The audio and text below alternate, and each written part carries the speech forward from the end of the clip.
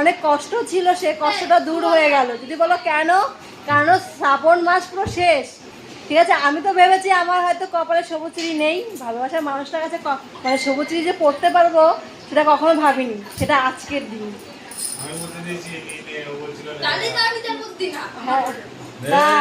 Thank you, thank you.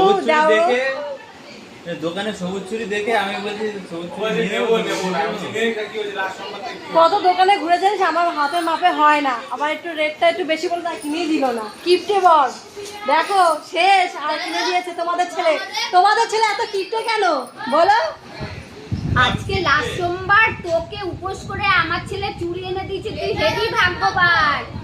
কিপটে বলছিস? হ্যাঁ, বাবা ছেলে নামে কিছু বললে তো গায়ে লাগবে না। আমি যে এনে দিয়েছে শিব ঠাকুর পার্বতীকে সবুজ চুড়ি এনে দিয়েছে আজকের দিনে, খুব খুব ভালো। থ্যাংক ইউ বলার প্রণাম কর। হ্যাঁ, প্রণাম করো। না না না, এটা হবে না, এটা হবে না। এই তো